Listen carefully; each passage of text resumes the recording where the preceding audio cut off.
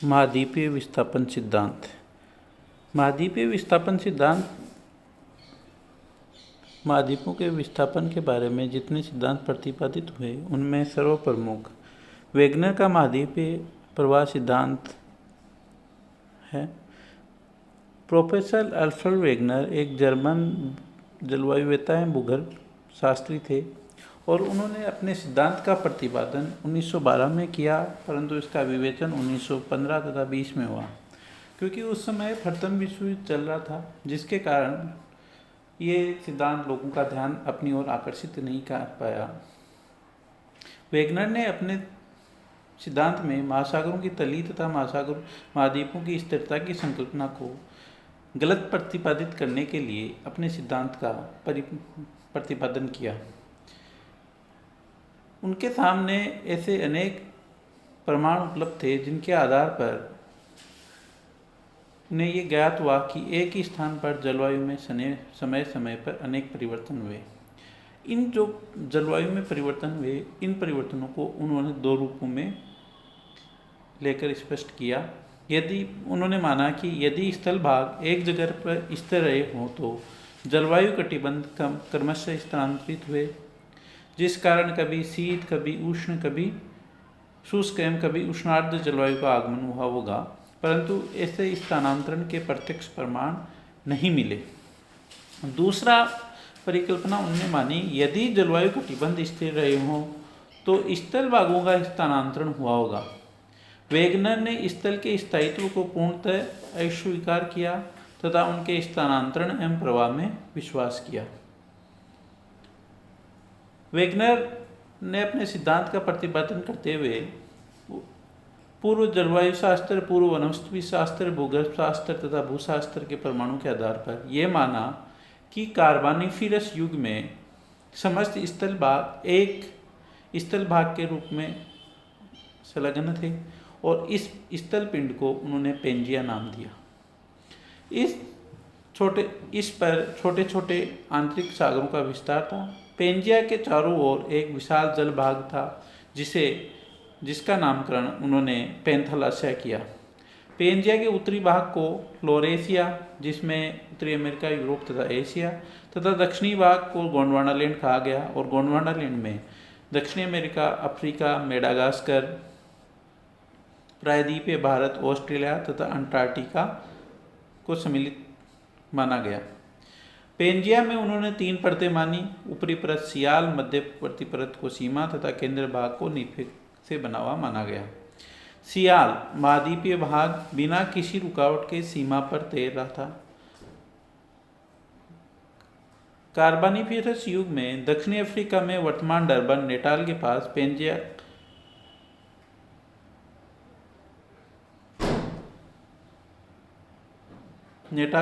Pangaea के मध्य में दक्षिणी ध्रुव था। वेगनर ने इस प्रकार अपने सिद्धांत का प्रतिपादन कार्बोनिफेरस युग से प्रारंभ किया। आगे चलकर वेगनर ने बताया कि पेंजिया का विभाजन हो गया तथा स्थल भाग एक दूसरे से अलग हो गए और उसके परिणाम स्वरूप महाद्वीपों तथा महासागरों का वर्तमान रूप प्राप्त हुआ। सिद्धांत के पक्ष में उन्होंने जो प्रमाण दिए वो इस प्रकार हैं। उन्होंने अपने प्रमाण भूगर्भिक बनावट, जलवायु, वनस्पति के वितरण के आधार पर यह प्रमाणित करने का प्रयास किया कि प्रारंभ में सभी स्थल भाग एक पेंजिया के रूप में थे और आगे चलकर उनका विभाजन हुआ और आज वर्तमान समय में महाद्वीपों को जोड़कर पेंजिया का रूप दिया जा सकता है। जिग्सा फिट की अवधारणा। वेगनर के अनुसार आंध्र महासागर के दोनों तटों पर भौगोलिक एकरूपता मिलती है। दोनों तटों को एक दूसरे से मिलाया जा सकता है। उसी प्रकार जिस तरह किसी वस्तु के 2 टुकड़े करके उन्हें पुनः मिलाया जा सकता है, इसी प्रकार उत्तरी अमेरिका के पूर्वी तट को यूरोप के पश्चिमी तट से तथा दक्षिणी अमेरिका के पूर्वी तट को अफ्रीका के पश्चिमी तट से मिलाया जा सकता है। इसे जिग्सा फिट की अवधारणा भी कहते हैं। इसके बाद में दूसरा परमाणु उन्होंने बताया कि भूगर्भिक परमाणु के आधार पर आंध्र महासागर के दोनों तटों के कैलिडोनियन और हर्शियन पर्वत क्रमों में समानता मिलती है। अर्थात जो कैलिडोनियन और हर्सिनियन काल में पर्वतों का निर्माण हुआ था, उन पर्वतों के निर्माण में समानता मिलती है आंध्र महासागर के दोनों तटों पर। यदि दोनों तटों की भूवैज्ञानिक संरचना पर विचार किया जाए तो पुनः उसमें साम्यता दिखती है।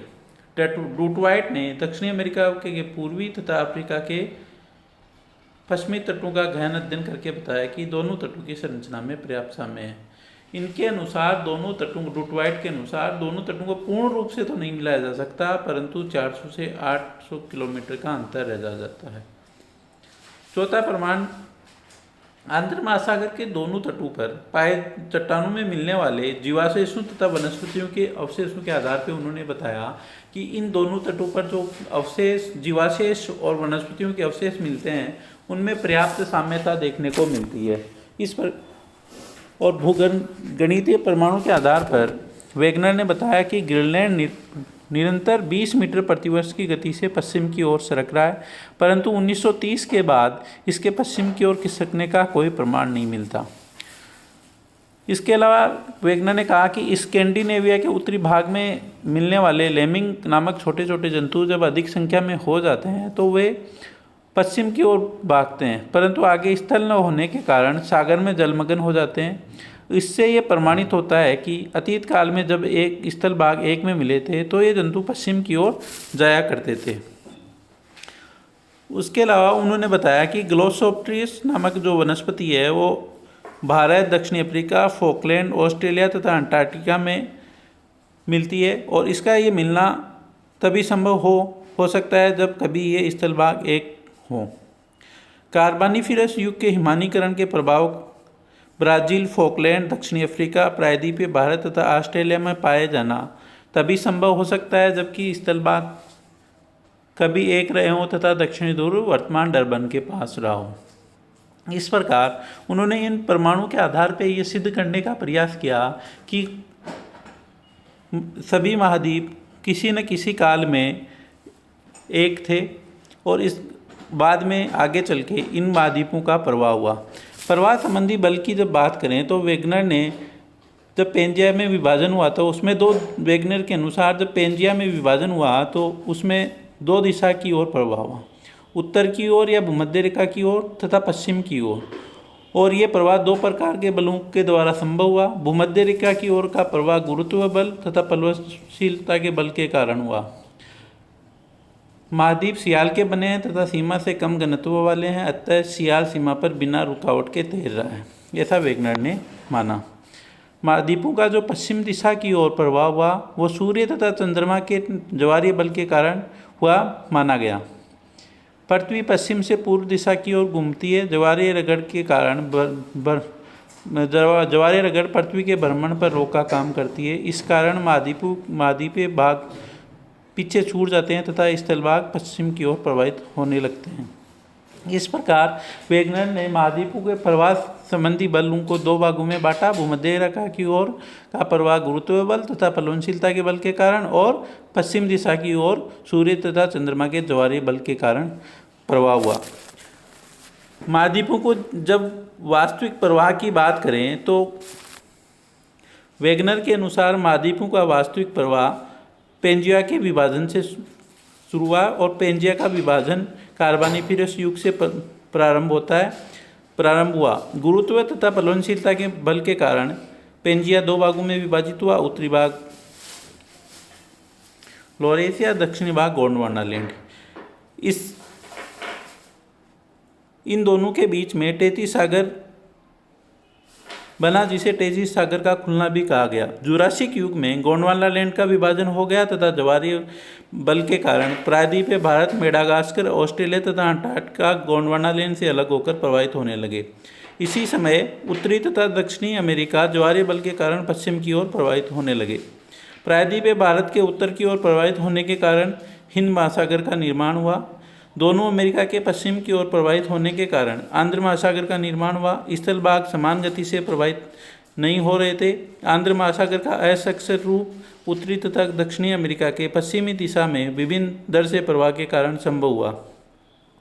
दोनों अमेरिका के पश्चिम दिशा में प्रवाह के कारण ही मध्य अटलांटिक कटक का निर्माण हुआ। आर्कटिक सागर तथा उत्तरी ध्रुव सागर का निर्माण महाद्वीपों के उत्तरी ध्रुव से हटने के कारण हुआ।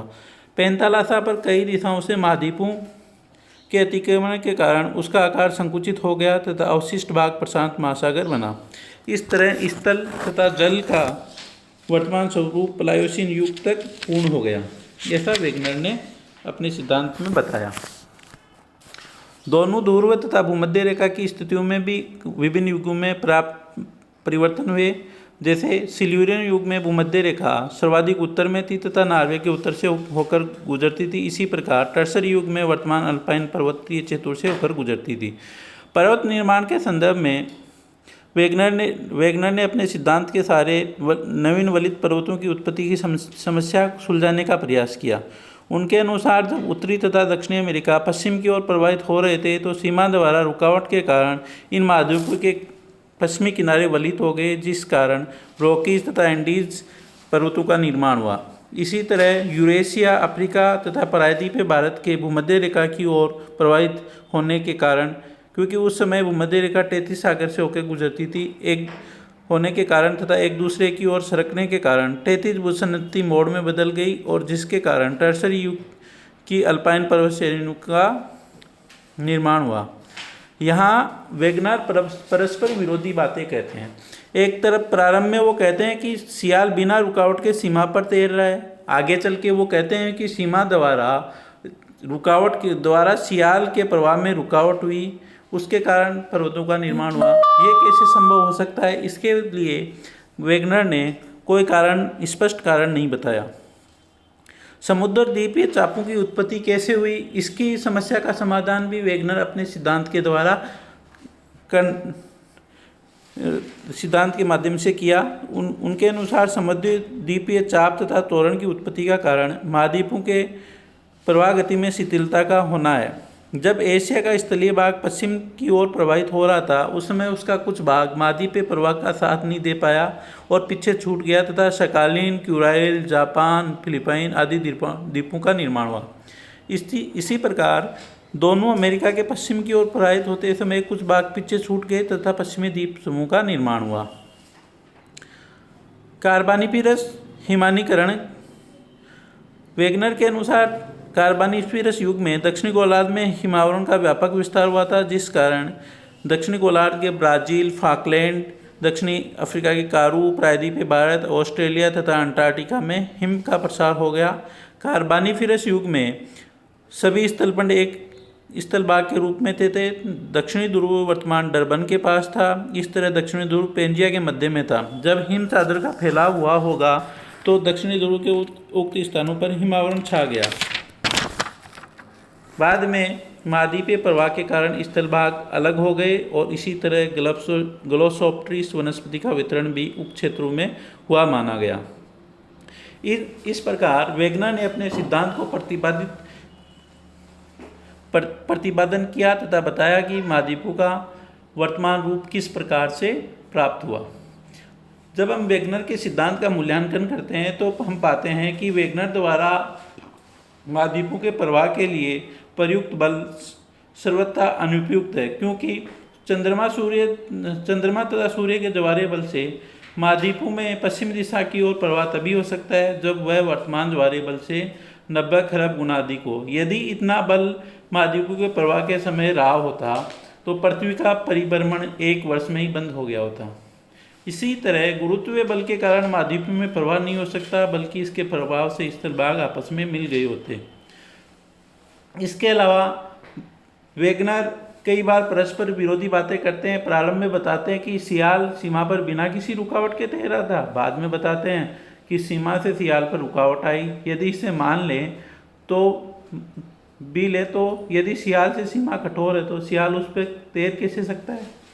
और आंध्र महासागर के दोनों तट पूर्णतया तो नहीं मिलाए जा सकते, दोनों तट की भूगर्भिक बनावट हर जगह मेल नहीं खाती। इसी प्रकार वेगनर ने महाद्वीपों के प्रवाह की दिशा तथा तिथि पर अच्छी तरह प्रकाश नहीं डाला। कार्बानिफेरस युग से पहले पेंजिया किस बल द्वारा स्थिर रहा, इस विषय पर वेगनर अपने विचार प्रकट नहीं किए, ना ही अपने सिद्धांत में ये बताया कि कार्बानिफेरस युग से पहले पेंजिया किस बल द्वारा स्थिर था और किस प्रकार पेंजिया का निर्माण हुआ, इन चीज़ों पर वेगनर प्रकाश नहीं डाल पाए। धन्यवाद।